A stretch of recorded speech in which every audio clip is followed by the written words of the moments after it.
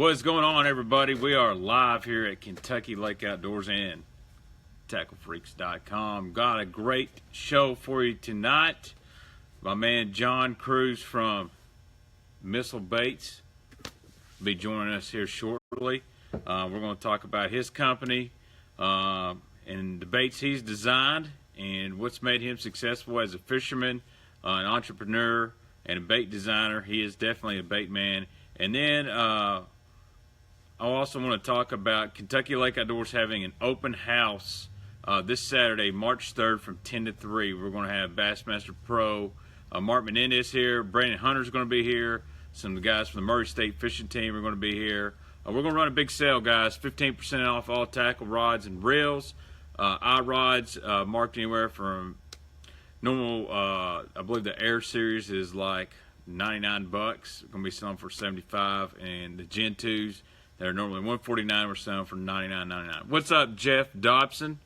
Followed you in Florida, man. I was definitely rooting for you. We were going to give something big away when you made that cut. But it's coming this year, Jeff.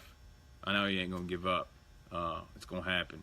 But once John gets in here, I'll bring him in split screen and we'll talk. I think he'll be joining us right around 7. 15% off tonight? No, sir. In-store only on Saturday. It'll get really hectic if I do 15% off the web and in-store. I'm having trouble keeping up right now, so Saturday is going to be really tough. But if you're in the area, come on by. Doug Bates, I expect to see you Saturday. Hey, Lanier's a great lake. I've been there a couple times, Dobson. I'm an offshore guy. I feel like that would set up really good for me, except this time of year. Could be a bed and fish deal. But I know you'll fill us in. It better be marking them brush piles with spot safe, too. You know what I'm talking about. What's up, Jeff DeFew? What's up, Corey? Kevin Condra? Hey, guys. What's up, Joe Reynolds? Just filling everybody in on some things. Open house here, Kentucky Lake Outdoors. John, tell me what I need to do. I'm going to see if I can go ahead and find John real quick. If John is on here, I'm going to go ahead and send him an invite. Oh, boy, this is going to be fun. This is probably... How do I invite somebody up here? Man.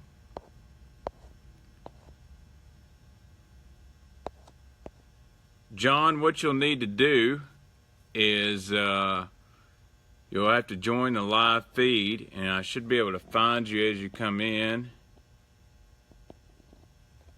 And it's not showing up. God dang.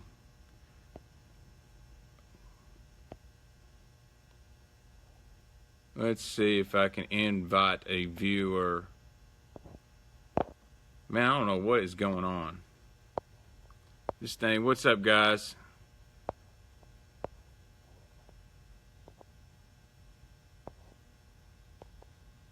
I'm trying to mess with this to see how I can get John in the show here. I may have to send a text message real quick. I can see who all's in here.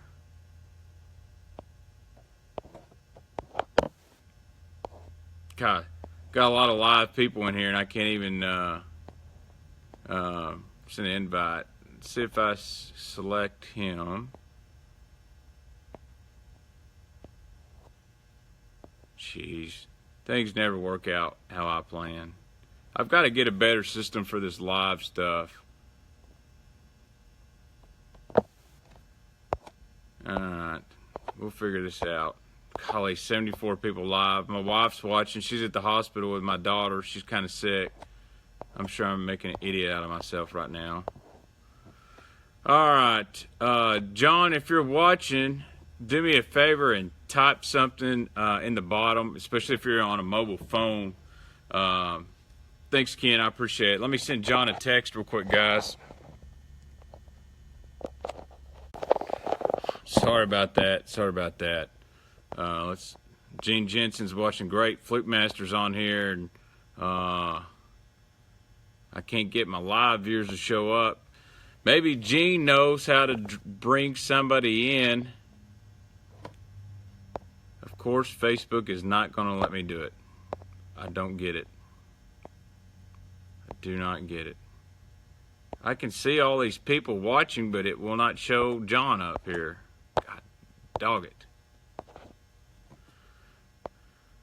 What's up, Michael Lowe? So anyway, eventually I'm going to get John Cruz on here. Heard you guys are crushing them this week on Kentucky Lake. Looking forward to it going on. Yeah, it's Kentucky Lake's on fire right now as far as numbers. Yeah, me too, Vince. She's in good hands with Mom, I can tell you that. Kentucky Lake is on fire. Now, when John gets on here, saying I can get him on here, and John probably had to join through your personal account. There he is. There's John. He just popped on, and I'm going to send him an invite. All right, John, I'm going to send you in. You'll just accept that invite, John, and we'll start in with John Cruz on the show here. There he is.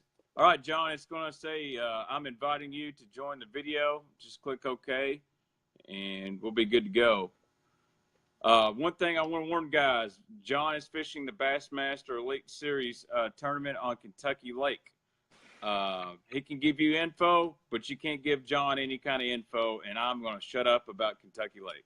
What's up, John? I'm glad you're in here now. What's up? Yeah, glad to be here, man. Man, nothing ever goes as planned for me, like whether it's fishing or videos or anything. I just knew something would happen, but it was better than the last time. So, Yeah, so John, man. what have you been up to this off season? You're kind of like myself. You're actually a bait man as well. You design baits. That's right. That's right. Yeah, we've been working on all kind of stuff, Kevin. Man, we've been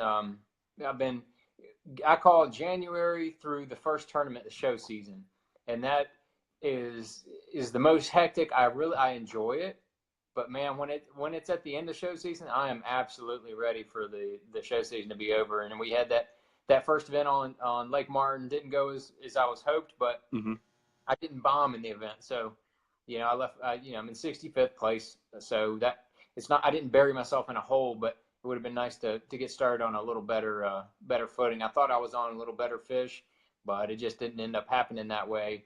So then I came back, and it's kind of nice to. I think basically I had 3 full weeks after that tournament back at home in the shop. Did a couple things on the weekends. I'm supposed to go to New York tomorrow afternoon. They're supposed to get a nor'easter up there, and I'm not sure if when or how I'm going to be able to get up there, but so we'll see. Yeah, I mean, I always tell guys, if you want to be in the bait business, and you're in the bait business and you fish, so I'm sure your time is really limited. I see we got the Fluke Master just joined us on, Gene Jensen. I do want to let everybody know, go ahead and share this video so we can get this wealth of information out to everybody. Give it a thumbs up. I got a quick question for you. Would you rather start the Bassmaster Tournament Series out at Lake Martin, or would you rather go to Florida like the FLW guys have been doing?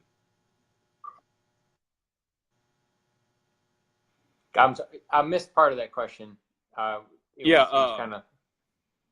Bassmaster started at Lake Martin. That's down south. Would you rather start in a traditional southern reservoir like that, or would you rather go to Florida to start the year? Man, I don't care where we go, to be honest with you. Yeah. As long as it's warmer than Virginia in January, then that's where I would like to go. But I like Lake Martin. I fished it, 15, 18 years ago when I just got started. So that was really cool because we have not been there since. We have not had a Bassmaster or any kind of significant tournament there since then. So it was nice to go back. We go to Florida at least every other year. I love Florida. I like bouncing around Florida. I like the St. John's. I like Joby. It's nice to kind of rotate between the two, but I don't care where we go. I just wherever they say to be, I will show up. That's right. The only thing I remember about Lake Martin is there's a guy locally here that's probably one of the best hammers of all time on Kentucky Lake, and his name's Mike Terry, and he won there on a number 7 Shad Rap in, I believe, 1995. And that's the only thing I remember about Lake Martin. He kind of made that crawdad Shad Rap famous. Yeah, hell yeah. That was right when I was getting hot and heavy into following the tournament trail real close. And I remember that tournament real well. I videotaped it. I've still got it on VHS video. Dude, that's sweet. I've probably watched that thing 10 or 12 times. I know exactly where he won that tournament in that creek. I know exactly where that is. I actually fished it in pre-fish and had 2 bites in that stretch, but they weren't there like it was there when he won. But you remember Mike Otten was in there as well. He finished, I think, second. Yeah, you know, I used to work for Mike, and we did a show. I edited for you, a Lost Lake. That was a great show. You know, I still get a lot of people ask me, hey, what happened to the show? I love Lost Lake, classic patterns. You know, those are very educational shows, and it seems now we've got so much reality stuff. And what I try to do on YouTube is I want to teach you guys stuff, and you can probably see in some of my edits, it's very classic pattern-like, you know. But let's talk about you, John. You're a crankbait master. I have all these crankbaits in front of me, and they all have Little John in the name or John in the name. So let's start right here. Let's start with the Fat John 50. Let's talk about this bait right here and what makes it good. The Fat John is one that I designed because I was looking for a smaller square bill crankbait that stayed higher in the water column. Most every square bill will run at least 3 feet deep, and I didn't want to have another square bill that ran 3 feet deep. So you can do just about anything you can to that bait, and you won't get it down to 2 feet deep. And so it runs in that 1.5 foot range most of the time. So you get that thing in that 1.5 foot range, and you can burn it. And the cool thing about that baby Fat John is that it hunts real hard left to right and doing it.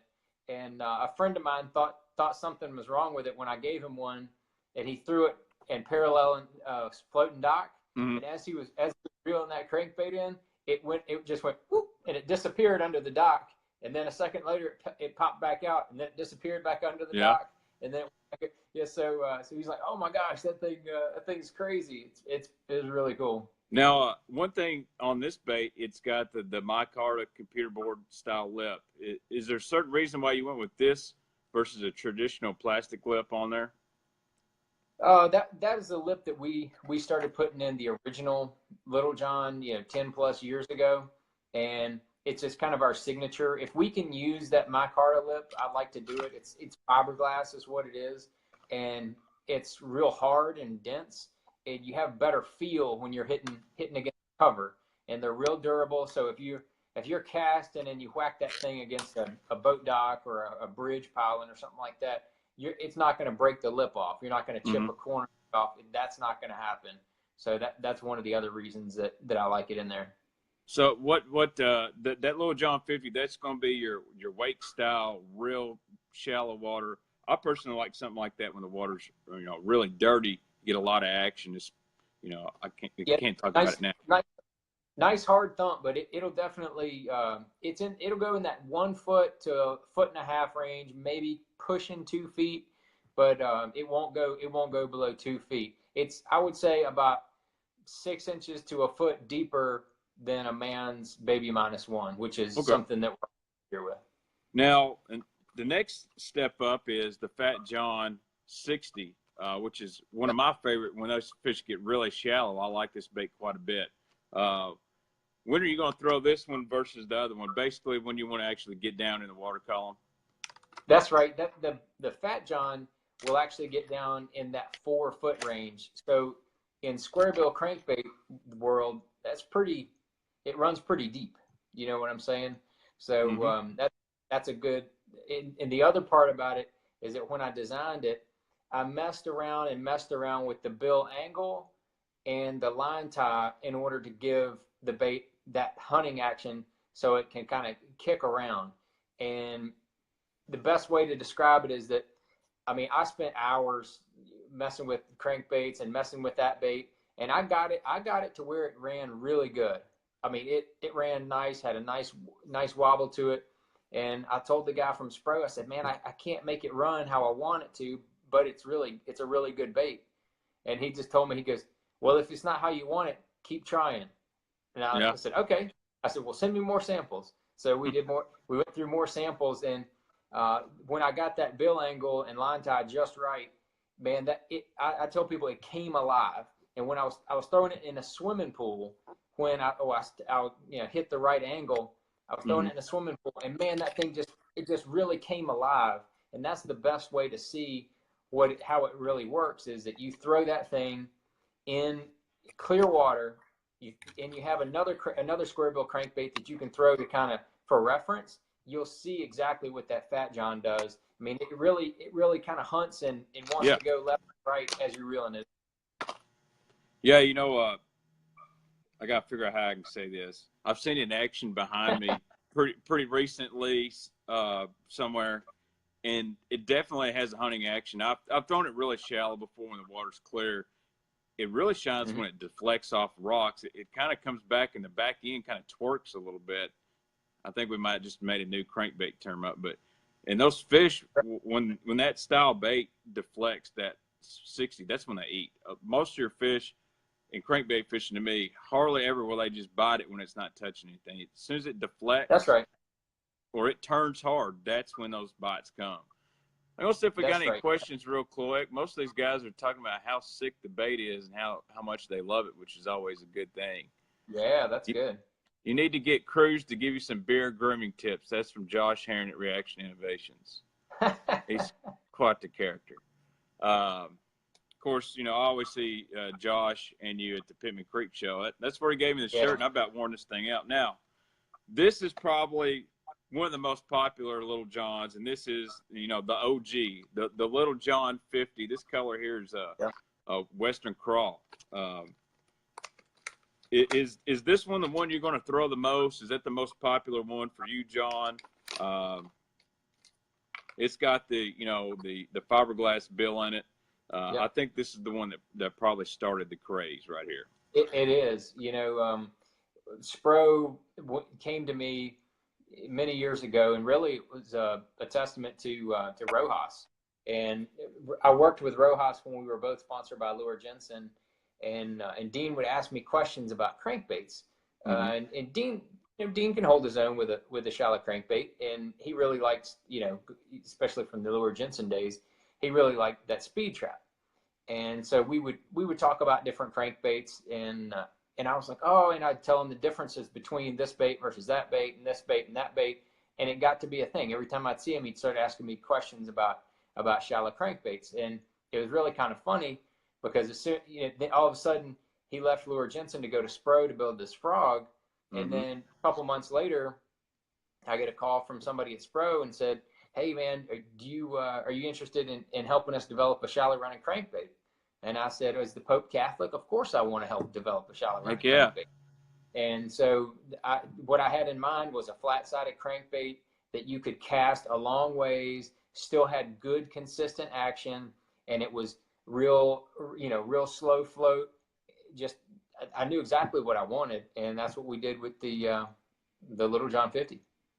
Yeah, I've got several good questions on this bait right here. Well, let's see, I'm gonna go back here. One guy asked the best colors, and Gene Jensen said, "What's the first color you tie on?" I know the color I tie on. It's always spring crawl in the spring. You hit the nail on the head right there. I just put a video on YouTube about, you know, how to, you know, tips on basic shallow cranking, and that was the bait that I was using last week when we shot the video was spring crawl Little John 50, and this time of year that thing is hard to beat. Anything with red in it or that orange or yellow is what you want to have in there. Brown is always a good color in the spring, but I tell people, I like things with reds and yellows and browns before the spawn. After the spawn, they definitely switch to more of a straight shad color. And that lasts, you know, because the shad are spawn and they really get keyed in on that color. That works throughout the summer. But what I've seen is that towards the end of the summer, the colors, they want more of a flashy color. They want more of olive craw, citrus shad, stuff with flash and chromes. That's what they go to in the late summer and in the fall, even in water that's got some stain, and even in clearer water. That flash is something that just triggers them that time of year. So you just kind of keep that in mind as some basic things to do. It'll help you with your crankbait colors. Yeah, I always tell guys on the show, as much as I love showing all kinds of crazy new colors, you got to use the KISS system. Keep it simple. You know, crawls in the spring, shads after the spawn. I get actually a little translucent with my stuff when it gets to the, early in the fall because of fishing pressure. Mm-hmm. And then in the late fall, winter, you kind of cycle back into that crawl or shad. It just depends on the forage. If you got a real warm winter, you're going to have more crawfish active. If it's cold, I go to the shad. I got another question. This is a pretty cool question. This is from Jared Caesar. Ask him about the scale pattern on the citrus shad. Is that a Spro only item? I don't see it on anything else. On the citrus shad, it's really kind of modeled after the citrus shad that Bomber had years ago. That was one of my go-to colors. Oh yeah. And I had them just do kind of our version of it. And so they had all these different prints that they showed me that they could do with scales and chrome. And I said, there was one particular pattern, the one that we used. Let's do that one, man. Let's use that one and put that on there with just the silver scale. And then I kind of had to draw exactly the shape that I wanted it to stick on the side. And that's how we did it. But that's a real popular one. A lot of guys love that flake on there. Yeah. I remember that dancing citrus shad. Man, that's an awesome one. I'm going to move along. I hate to cut you off because you know what? Everyone watches this, and my phone battery will be dead soon. So I think I got enough to get what we need out here. So now I'm going to show. This is the MD50. This is my personal favorite, Little John, and this is that color. That is spring crawl right there. That if you want to catch fish in spring, this is the color. Yeah, that MD is a real good all around bait, man. You can work it in 3 and 4 feet of water, or it'll go all the way out to 7, 8, 9 feet of water. Now, one question: why did you go with the? I don't consider this one a square bill because technically it's not square. It's more of a flat-sided crankbait. So my question to you, even though this one was really successful with the fiberglass lip, why did you decide not to go with that in the MD50? Yeah, we wanted a deeper running version of the Little John, and I did not want to have the computer chip bill with the line tie going through the computer chip bill, because when the line tie goes through the actual bill itself, there's no way to consistently make that bait run straight. That there's no anchor point because the bill is so thin. When the line tie goes through it, there's really no anchor below it. But when you have the clear plastic bill, like on the MD, that line tie can be anchored in the bill because it can be thick enough so that it can consistently run straight. And that was a big deal. Ron, I usually know the difference. Sometimes I get to packing orders too quick and I make a mistake. I owe you, buddy. Yeah, dude, a lot of people don't know that. That's why I want you on the show to discuss this stuff. That's the stuff that turns my gears. I mean, I can talk fishing all the time, but man, talking baits and what makes them work and what makes this one better than that one, that's the stuff that people really like. And they don't hear that often from pros. They hear, oh, buy this bait in this color. You'll go out there and catch 20 pounds because my name's on it. Well, why is your name on it? What made this bait different than the next guy's? And this next bait I'm going to show, I don't talk about very often, and it catches some jaints. And that's a little term I've come up with, John. You may use that in the Bassmaster Classic. I'll give you my blessing when you catch a 6-pounder. You're going to have to call it a jaint. That is, jaint. I like it. That is Kentucky for giant. So you hook up and said, boys, that's a jaint. Yeah. But this is the Little John XL 70. This is a big old flat-sided crankbait. It's XL because it's extra large, fiberglass bill. This sucker, I've thrown it. It hunts. It's got a great tight wobble to it. And it catches the jaints. It's an oversized version of the original Little John. That's exactly what it is, and that the body length is exactly the same length as a Little John DD, which is a very standard size deep diving crankbait. So that's what you kind of have to think of when you throw that on 12-pound test. You can get it every bit as 10 feet deep. You can go up to 14 and keep it in that 9-foot range, but you can bang it around in 5 or 6 feet of water and with 14-pound test and really trigger a lot of strikes from a bigger profile and a bigger wobble that you're not seeing. So if you were going to choose between the MD 50 and the XL, are you going to go with maybe throw this in a lake that's got bigger forage in it, bigger bass, or trying to just imitate something different? It depends. The conditions, weather conditions will dictate a lot of that. If it's a good, if you're on a warming trend, you've got some good stained water, you might have a little bit of wind. Conditions are conducive for catching either big fish, or conditions are conducive for, the fish just being aggressive. I'm going to go to the XL every time. And then if water starts to clear up, or you get kind of bluebird skies, or there's a lot of guys fishing in your area, then you're probably going to go to that MD and have a lot more success. Yeah, absolutely. But I'll tell you, when I shot a show, I'll tell you one quick story on the XL is that we shot a TV show with Charlie Ingram with that deal on Lake Chickamauga, and we shot the Monday and Tuesday after they had the FLW tournament there. So they had pounded the lake for 7-8 days, and then we showed up to shoot this show, and I'm thinking, this may not be good because this lake has been absolutely slaughtered, and we're throwing this big honking crankbait. We got him, man. We caught him pretty good. Charlie and I, we fished together, and we fished mostly offshore stuff that we could reach. And then Ray and Shannon Wheeler, my buddy, and he fished with Ray, and they stayed shallow in the creek that the tournament went out of, and they actually beat us. They caught more weight than we did. We both caught a bunch of fish, but they actually caught more weight than we did. So that was pretty cool.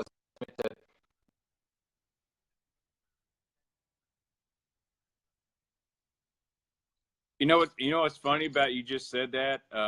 Last year, a good customer of mine said, "Hey, I'm going to Chickamauga. I love the Little John. What do you recommend fishing there? I need something with a little bit bigger profile." And I said, "Buy these in this color, which is called Spicy, and Spring Crawl." The next week, said, "Dude, we train wrecked them." He said that was an awesome recommendation. Sometimes I get lucky and I go with my gut, but Chickamauga, that's what fishing fire. That's what fishing's about. I'm gonna move on, John. Yeah. This is the Little John Baby DD. So this is your great mid-depth diver, that 9 to 12-foot range. These fish start moving out maybe to their summer haunts. They're in between, or maybe they're moving in from the main lake to the secondary stuff. Talk about this bait, because you don't see a lot of deep divers that are so flat. You see more than the fat body deep divers. Yeah, that is a great 8 to 12-foot bait. It runs in that 12, 13-foot range on 12-pound sunline. That's usually what I throw it on as a sniper. And the one thing that I have realized over the last few years is that bait is an absolute smallmouth killer up north. Any of the Great Lakes where guys are getting on that crankbait bite, that's the bait. When we were at Lake St. Clair last year, I had 20 pounds the first day, and it was all on that bait right there. And man, they were just mauling it. Earlier in the week, they were really crushing it, and the fish that I was catching, they kind of scattered in the area I was fishing, and I couldn't pinpoint them. I couldn't figure out where they went to, but they were really in this one area. It's a big area, but they were really in there, and man, they were just smoking that thing earlier in the week, and then it lasted that first day. What's up, man? Yeah, one thing good about this bait, which I really, really like, and some of these smaller crankbaits, even the mid-depth divers, it's hard to cast them, but with this weight transfer system. This color's perfect for demonstrating it. You can make those really, really long casts. I crank something like this on just like a 7.3, 7.4 cranky rod, 7 foot. It's moderate, and you can really whip this bait out there. And that transfer system really helps. And one thing I personally like, it's not real loud. And when those fish got a lot of pressure, I think they really, really like that. I notice a lot of your baits, they're not a knocking bait. They're not loud. Is that something you specifically wanted in your crankbaits? It is. It is. I wanted them to be quiet because I feel like that if people aren't familiar with how the bass hear, so to speak, is that they have two different ways to feel vibrations in the water. They have their inner ear, which is what they hear the higher pitch rattles with, like rattle trap kind of sounds. And then they've got their lateral line, and then they also have a lateral line, kind of a network in the sides of their head, and it goes through the whole length of their body. And that's what they feel the actual vibration of the bait as it's going through the water. I feel like that I want to appeal to that lateral line only. I don't want to appeal to that rattle sense, because studies have shown that those rattles, the high pitch frequencies, bass can associate memory with high pitch frequency occurrences. So I don't want to be able to pull up that memory anymore. I want them to only, be identifying with that lateral line, and that's why they're all silent. My mind is blown right now. That's the most awesome explanation I've ever heard. So if a guy was going to throw lipless baits all day, he really needs to go from rattles to one knockers to silence if he wants to keep triggering some bites. That's what I'm thinking. Absolutely. Got a couple questions here. This is a good one. Yeah. I'm sorry, John. There's a delay on here. Andrew Nixon says, what size and action rod do you use with the XL square bill? And Kyle Metzger says, what colors for smallies? He's asking for a friend. Asking for a friend, right? That clear chartreuse was the color on the smallies. That was the color. So I would say that's the color on that. And then on the XL, depends on what you're doing with it. If you're fishing it shallow, almost like a deep running square bill, you can get away with the same rod you throw a square bill on. I've got that Cashin square bill rod that I helped design for them. That is perfect for casting two targets, because a shorter length helps you be able to keep that bait going exactly where you want it. But if I'm heaving it, throwing it over, bigger distances, like I'm fishing it on shallow, like if I'm on Kentucky in May when we get there and we're on some of those shallower bars that are, 8, 10, 12 feet, I'm going to be throwing it. I can tell you what I'm going to do. Don't you tell me anything, but I'm going to be throwing that on the Cashin deep crank rod. It's a 7-11. So I want something longer, because that Little John XL, you can heave that thing a mile. It's slightly narrower than the Little John DD, but it's got the same slow float. And that, I guess because it's narrower and it doesn't have that big bill on the front of it, there's not much to catch it in the wind. So it really, really does fly. Well, the next one I'm going to show, what's coming. That's the Little John DD, because, we're Tennessee River guys. We got to have some big crankbaits. But this isn't the biggest one y'all make. That's right. This is the Little John DD. This goes, about 15, 16 foot, John? It runs on a traditional cast on 12-pound test. It's somewhere between 16 and 18 feet, depending on how long your cast is. And again, it's got that unique Little John action that you're not going to see in many other deep crankbaits because of the flat sides. What are some of your favorite colors in this, and how much do you change your rod and reel setup once you get into a deeper diver like this? You're holding the one I've probably caught more fish on than any other. That Cellmate is probably number one. Number two, I would have to say is probably Citrus Shad. That's been a real good one for me. I've caught a bunch of fish on the Homer color, that green and yellow one. Mm-hmm. It's actually the weakest sales color on there, but it's chartreuse blue. I've caught a bunch of fish. Chartreuse blue. I like chartreuse blue. but it's not one of my top 3 or 4 colors. It just is not for me. If I'm going to throw chartreuse and blue, I'm throwing citrus shad. Yeah. I feel like that between cellmate and citrus shad, those are like the 2 that I usually bounce back and forth between. And if the water clears up on you, I have seen that if you go to that spooky nasty is what we call it. It's that clear. You held one up earlier in another bait. This one right here. That's it. Yep, that spooky nasty right there. If the water clears up on you on any lake that's got gizzard shad in it, especially any Tennessee River lake, oh boy, that thing can be red hot. Can be good. Awesome. All right, so I don't have one. I've kind of ran out of room, but you have a new Little John deep diver that goes 25 foot, correct? It'll hit 24 feet on 12-pound test. It's called the Little John Super DD, and it weighs a little over an ounce. It's got the same soft tungsten weight transfer system in it.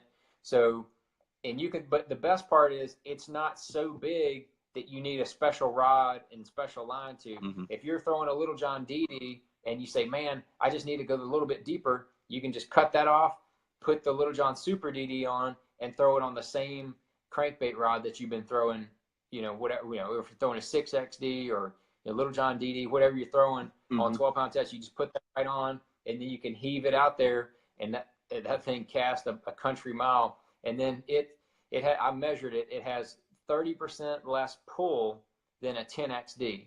10XD can be killer when they're out there in that 18 to 24 foot range, but it's really hard to pull. And then sometimes they just get conditioned to certain vibrations. That thing, like we talked about earlier, it's got really loud rattles in it. So if somebody likes the 10XD, man, you have got to put one of those Super DDs in your box. I think it's a great complement to the 10XD. And if you don't like throwing the 10XD because you don't have the right rod to throw it on, then I think you might want to try the Super DD for that reason right there, is because it's not as hard to crank, and you can use the same rod that you deep crank with everything else at the same time. Yeah. So Spro actually sent me a couple to my house to give away. So we're going to put a prize package together tonight after the show. I'll put it up here, and you're going to get a Super DD. My question is that, I'm a big 10XD guy. I'm not going to lie. And my fishing partner's watching it, and he is a 10XD guy.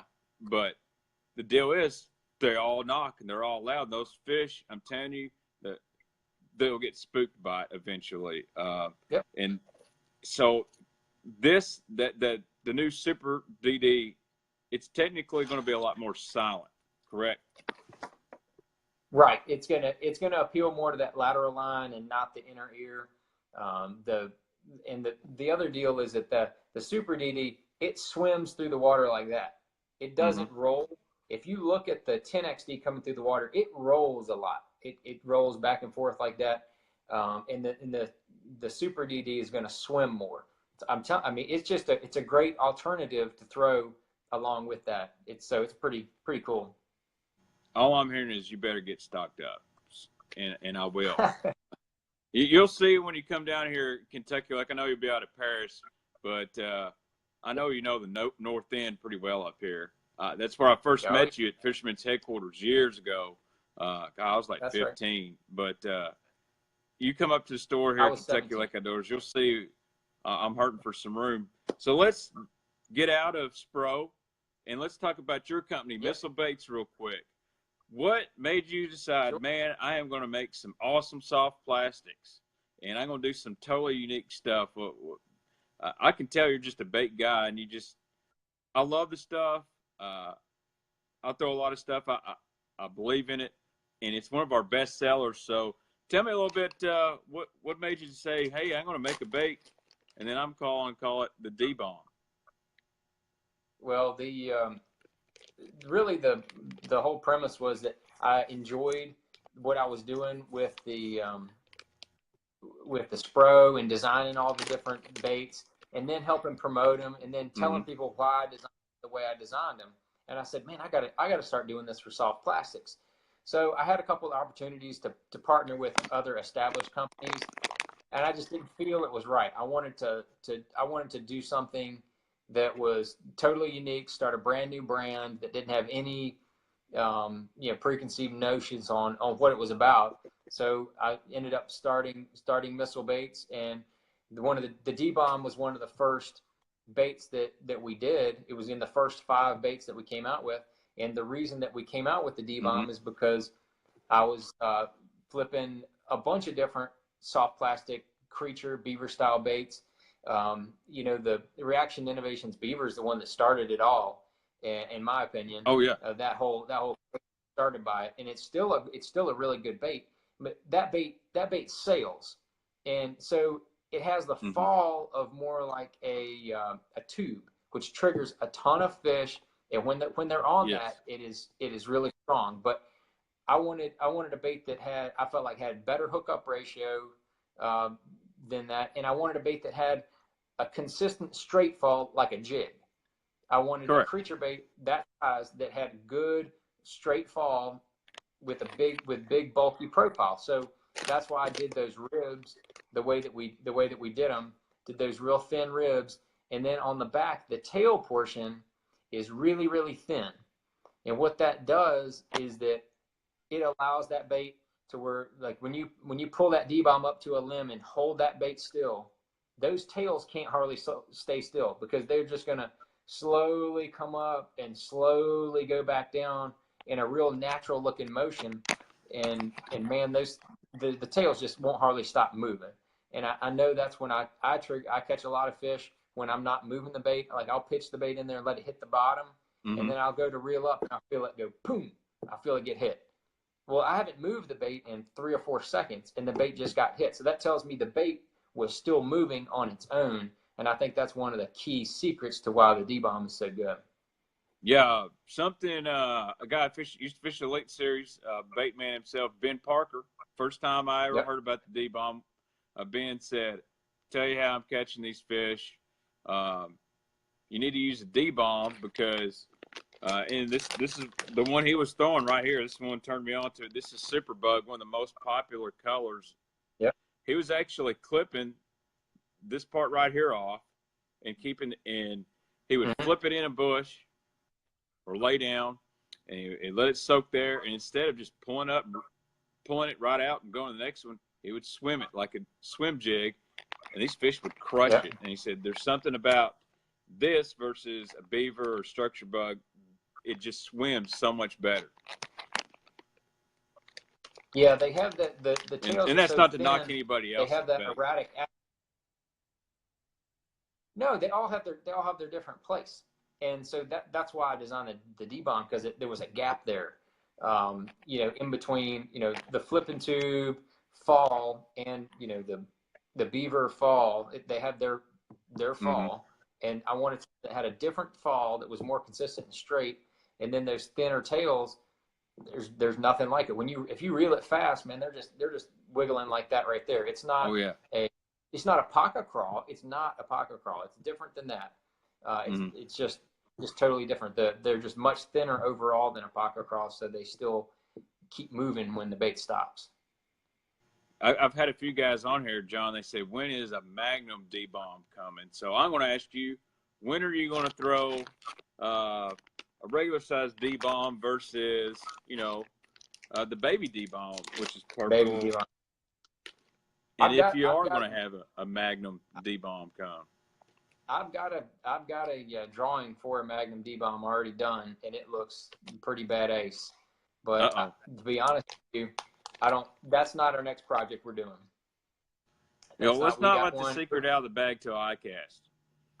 Yeah, we're going the other direction. I'll tell you that much. But between the baby D-Bomb and the D-Bomb, the baby D-Bomb, if you're in a lake that's got spotted bass, or things just get really tough for no apparent reason, just go down to that baby D-Bomb and it starts.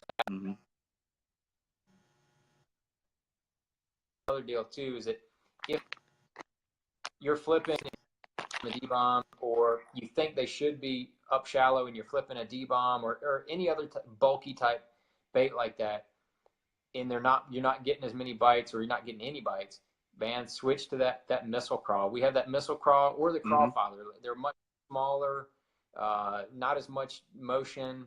They go through the water column real quiet. Like, I mean, I've had a few times. I mean, I did it at Lake Falcon. It wasn't getting bit on the D-bomb at all, and switched to it and ended up finishing third in the tournament, catching almost every fish on the missile crawl. So just keep that in mind. They're not always on one type of fall. You know, they're not always biting the beaver or the D-bomb or the missile crawl. They'll be on one versus the other from time to time. And sometimes there's no explanation, and sometimes, you know, you can kind of correlate it with, you know, weather patterns or post-spawn versus pre-spawn, things like that. You know, you just mentioned the crawfather, and it's an excellent bait. Again, I'm in the room situation, but I actually got them on my next Pittman Creek order, which we know what Pittman Creek is. I just went to Del Hollow 2 weeks ago, and it's funny is it gotten really kind of tough up there, and I pulled out one of those, you know, really small tungsten football jigs, and I was like, man, I cannot find a small trailer. And the guy I was with, I'm digging through, I found some crawfathers, cut that sucker in half, put it on the back, 30 minutes, caught a 4-pound smallmouth. And I was like, okay, this is the deal. For small jigs, this is the absolute deal. It's pretty slick for the smaller profile, yeah. I'll tell you another bait that's really popular with us, John, and my battery just gave me the 20% warning, so I hate to rush you, is this bait right here. This is y'all's creature bait, the Destroyer. Yeah, and, man. you know, it's got some really long appendages to it. One thing I personally like doing with this bait is putting it on a wobble head and just burning it across the bottom. It's really good for that. It is really good for that. Man, just Texas rigging it around the spawn can be just absolutely dirty on them. To me, that has become my go-to bed fishing bait because it's something about the size. They just hate it. I'll tell you a funny quick story and how things go. When a couple years ago we were at, I think it wasn't last year, the year before, we were 2016, we were at Kentucky Lake in April, and there was a lot of fish on the bed. And no, we're not Kentucky Lake. We were on Gunnersville. We were on Gunnersville, and there was a fair amount of fish on the bed. And I said, you know, I'm gonna try some different stuff. And I was fishing, you know, mostly D-bomb and a couple other baits. And well, I came back that night, and Ish was telling me, he said, dude, the Destroyer's stupid. You got to throw it. I said, all right, well, cool. So we started throwing it, and it's, for some reason, green pumpkin flash, man, was just killing them. That was the color. Usually we do green pumpkin red or something like that, but green pumpkin flash was the deal. So me and him went out, and we both had good I think I had over 20 pounds the first day. I know he had a good day as well. And we ran out of Destroyers and green pumpkin flash. I mean, we went through, I don't know how many between the two of us. So I knew they had them at Waterfront Grocery up the road. Yeah. But my dad at the tournament, I told him, I said, Dad, can you slide up there to Waterfront and just like get all the ones they have? Because this was after the second day of the tournament. We both were in third day, and I was in like 12th place or something. I said, man, can you slide up there and get it? He said, yeah, sure. So he goes up there. My dad being proud, he goes in there. He puts all of them up on the desk, and the guy said, man, you plan on going fishing? He goes, no, these are all for my son. And he told him, yeah, it's for my son, John Cruz. You know, my dad was proud. And the guy's eyes got big. He said, well, doesn't he own the company? And he goes, yeah, they used up all the ones that they had. And I looked at my dad. I'm like, oh, well, I guess everybody in that whole region's going to know what color I was catching them on. But I looked at the numbers last year, and in the Destroyer, the green pumpkin flash is our #1 selling color. So that's awesome. I tell you, the Super Bug always sells good, and I've got to get green. I've got green pumpkin flash in the big one, but this is the color he's talking about. And this is the baby Destroyer, which I actually really like on a Carolina rig. Believe it or not. That's a hell of a bait on a Carolina rig. I've caught a ton of fish on that thing. And I know guys that take this and they'll put a stand-up style shaky head on it, especially early spring in areas across the country, and they'll drag it down those 45-degree banks and stuff like that. because when you flip this thing backwards, so if it's on a shaky head, it's going to look at you like this. Obviously, it's looking like a crawfish standing up with the pinchers in that, defensive position. I know guys actually clip the tail off this thing and fish it like that. Yeah, It's just a that's the very old baby versatile brush bait. hog. It is.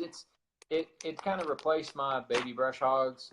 Baby brush hog is an awesome bait, but to me that bait has better hookup ratio, and I think it has better tail action. Baby brush hog does real well at slow speeds, but I feel like that if you look at the way that those tails are designed, they're slightly thinner, so they work. I feel like at slower speeds than a baby brush hog, but the baby brush hog's just got the little cylindrical round body, and that has more of the creature bait body, and I feel like it collapses better. I think you have a little better hookup ratio with the baby destroyer, but both the baby brush hog's a standard. It's a good bait. I want to talk about another bait that's been really popular for you, and I just got them in this fall, ordering them at the show, and I don't think a lot of guys in my network have really understood this bait, and it is the Missile 48, and I think you caught the 48. One, it's 4.8 inches long, I believe, but you claim it can be rigged 48 different ways. Sean, you didn't miss the new show. Yeah, we coming. Sorry. Yeah, we have. I see. It's good.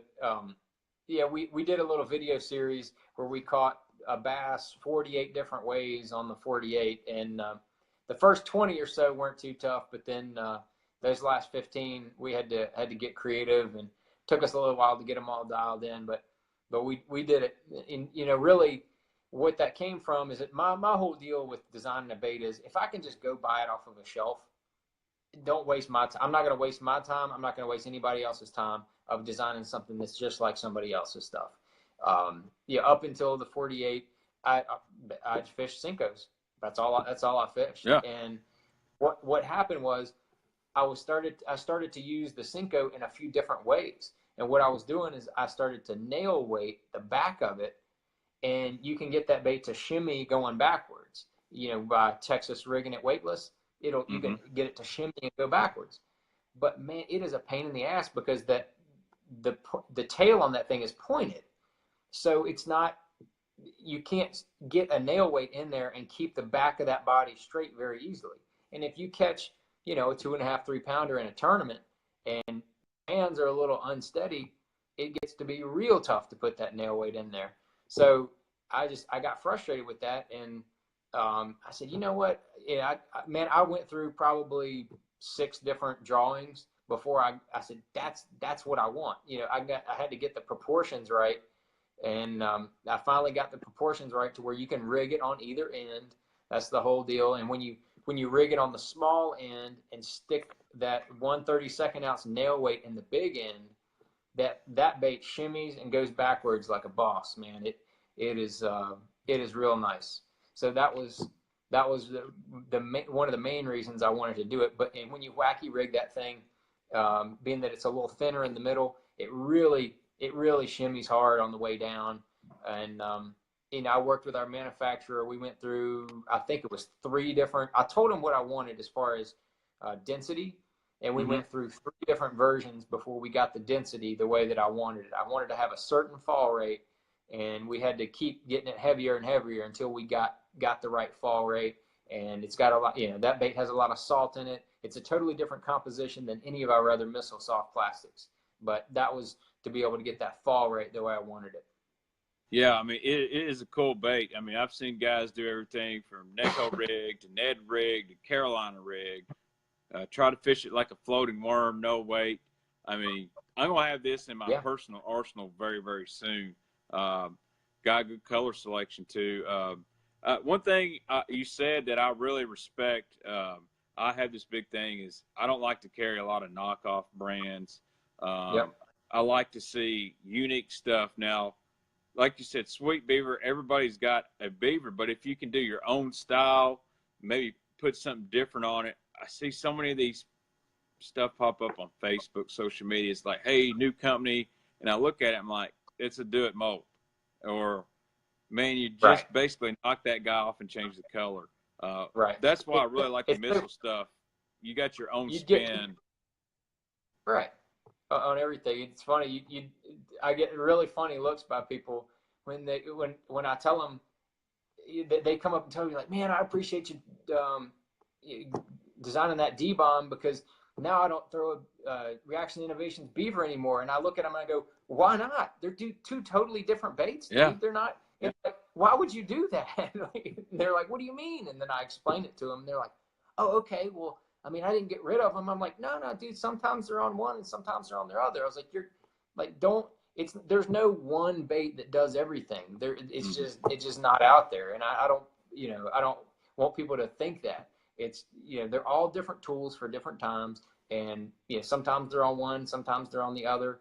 But, so I have my system and what I fish and it's not just one bait all the time. That's for sure. Yeah. I tell you what, we're going to have to get together maybe at ICAST because I've got an idea for a big worm. And you probably know what worm I'm talking about since you fished the tournament that Marizo won on Kentucky Lake. Yeah. I got a very similar idea to the old ringworm I think we can improve upon. And you like the ribs, and I definitely like that ribbed worm. And I feel like we could maybe make a hybrid new ringworm that would be really good, especially in this part of the country. But what you've also been doing, John, is you've got your own jigs. These are Ike's flip-out jigs. You got missile jigs as well. And these are some awesome flipping jigs. Awesome hook, the head design. Tell us what makes these jigs as good, if not better, than many of the flipping jigs on the market. It's funny because basically Ike tells me what he wants, and then I figure out how to manufacture it and get it made, and then I'll bring it. Hey, what do you think? Does this look right? And he goes, no, I want this, that, and the other. I want the head back this way a little bit, and then so we bounce those back and forth. So it's definitely a collaborative effort, and he and I've known each other for a long time, so it's a lot of fun to work with him. But that mini flip, man, we had our very first prototypes of that mini flip, and then he ended up winning the Delaware River Bassmaster Elite tournament, and we actually had another jig, the headbanger. We had the headbanger ready for production. It was getting ready to go into production. We were going to bring that thing out, but he won that tournament, and so we just totally stopped the headbanger for the moment, and then went back over to the mini flip and got that thing developed. And the whole key with the mini flip is the balance, and it has a short leg on it. So from where the hook shank comes up to the line tie, it's really short. And what that does is it allows the center, the weight of the jig along the hook shank. So what it does is it's not out of balance. And it's a weight forward design as well. So it's going to fall straight when it comes down, and that weight being balanced, when you're pulling it through cover, the jig does not want to rotate. Whichever way you're pulling, it's going to pull straight through, the brush or lay down or whatever you threw the bait into. It's going to pull straight through it. So I found that I've had a lot of other people tell me that it comes through cover better than any other compact jig they've ever fished.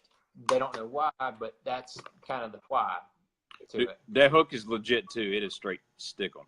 I mean, most guys think a compact jig, they go, well, I like a bigger jig because it's got a bigger hook. Man, that mini flip, I don't care if it's a 3-pounder or a 10-pound jank, it will absolutely stick them. Yeah, it's funny because working a lot of the shows and the consumer shows and talking to a lot of different people, customers and so forth, I've come across a number of guys. I ran across a guy last month or actually now it would be in January, 2 months ago, and he said that he's caught multiple 10-pounders on the mini flip. And I was like, wow, that's kind of hard to believe. He's from Virginia. He told me the lake that he fishes, which is one of the biggest fish lakes in the state. And then he whips his phone out and he goes, yep, I caught this one last May or March or whatever it was. And then he scrolled a couple more pictures and I caught this one. Dude, he had legitimately the year before caught 3 or 4 over 10 all on the mini flip. and that was his jank. That was his jank. That's what he was throwing, man. He loved it. That's right. Man, I just got my 10% battery warning. I hate to run you off. But, John, anything else you want to add before I close this out? And I got a couple new products I'm going to show off that are back in stock, and I've got to log off here. But we're going to do a giveaway of Spro crankbaits. I'll put one of each of every John's I've got. We're going to send it out. John, I really appreciate you joining, dude. I got to get these batteries to last a whole lot longer.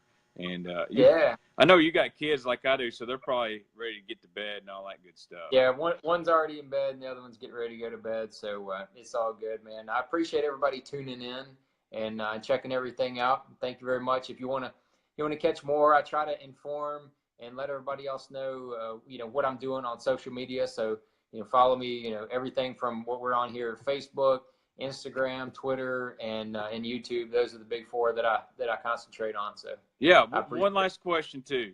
Yeah. Can I be sponsored? No. I'm just kidding. Anybody? It's funny because I get asked a number of times from people that work in the industry, like you sell our baits, but you also sell other baits. I have a problem with sponsoring somebody that works in a shop that or owns or runs or whatever, a shop that sells multiple brands. Because absolutely. I just think that's wrong. I don't want, and it's like it's almost like they get offended, but then I tell them, like, look, dude, if you want something, let me know, and if it'll help you sell it, then I'll help you out. Yeah. And so it's just kind of funny how that works. But you'd be surprised how much I get that from people in the industry. I 100% agree with you. And I tell guys on my show every week, I'm not sponsored. I use what I believe in. I don't sell nothing I don't think that doesn't work. And it actually helps your brand better if I can sell a guy a beaver and sell him a D-bomb and let him make a personal decision, let the fish do the talking, right, and not a salesman. So exactly, man. That's the whole deal right there. But I am going to email you eventually. I need some personal stuff on the download. But John, thank you so much, man. I'm gonna exit you out of here, and I hope to see you at the Bassmaster Classic. We'll hang out, maybe shoot some video after you win the thing. I'm gonna go ahead and predict that right there. So we'll see this video on Bassmaster later. But come to the Ag 5 after party. I'll be there. I promise you. That's right. Thank you so much, John. Have a good night. Cool. All right. Thanks, Kevin. Appreciate it, man.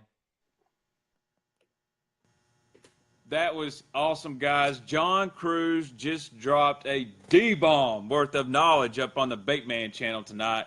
I hope you guys like that. I've got almost all this missile stuff he talked about on tacklefreaks.com, ready to ship out tomorrow. Use that code Baitman, get you 10% off your purchase tonight. I got tons of Spro crankbaits in stock, missile jigs. One last thing before I get off here. It's back. It's back. The Babe is back in stock on tacklefreaks.com. I have shipped the pre-orders, so what is on the website is ready to ship. This is the harnessed version. This is how they come in the tube. This is SCH, straight cash homie. And this is the color on the Tennessee River.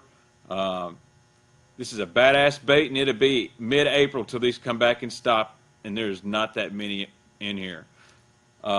This is the harness version. This is the great for the shallow open water. This is the bait that Takahiro, Steve Kennedy, Boom Boom. This is the XPS swim bait if you've never seen it, and it catches straight janks. And speaking of janks, the jank shirts have been shipping.